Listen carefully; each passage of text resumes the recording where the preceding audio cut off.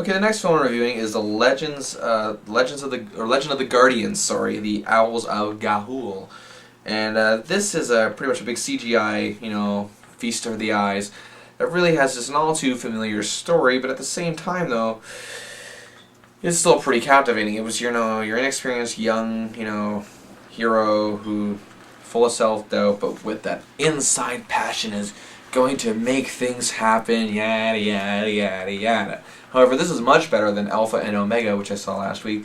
It really had a captivating, dramatic, at least the epic feel was there, even though the movie itself wasn't what I call an epic. The feel of it and the ambition was there, and that made it all the more enjoyable.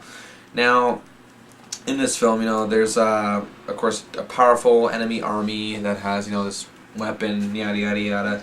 And really, it's really the plot in a nutshell. I don't even need to bother naming the characters because, frankly, they just don't register as much as, they would in other films like How to Train Your Dragon and whatnot.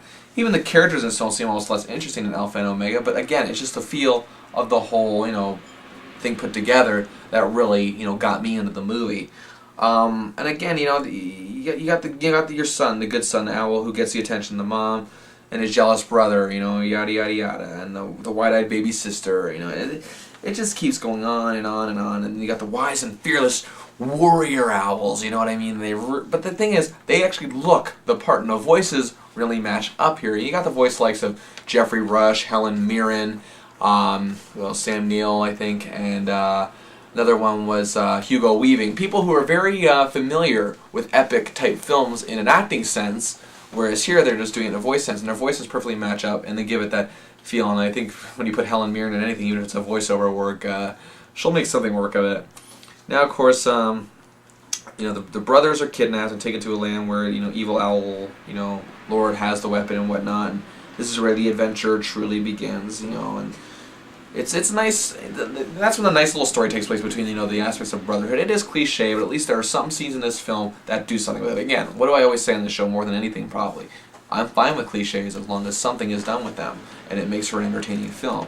Now, this film, again, had its dull spots, but again, some of the dialogue and scenes between, the brothers are really good and well done here, and, even the battle scenes just look very captivating in this film, and the CGI and animation here is fantastic. Probably one of the best I've seen all year, next to Toy Story and whatnot.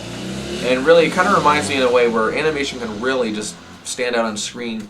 And again, I've seen movies like Fly Me to the Moon where even computer animation can be crap. But this film really makes, because again, at first animation, the regular animation thing, like Disney and Fantasia back in the 40s was good, but then sometimes the animation just got lazy. The drawings got lazy. But even when computer animations came out, even they get lazy with all the technology they have. Like, and again, I remember another film was Space Chimps, I believe it was, or whatever. Just the same thing, just, okay, so the monkeys look good, the rest of the movie just kind of looks lame. But this movie actually is just so enhancing to the eyes that really you just can't take your eyes off of it, and that's good enough for me. Sometimes that's all I ask for, and I guess maybe I'm being softer on this film because it stood out a bit more than Alpha and Omega, even if the characterization of some of the other supporting crew was just as uninteresting or even more.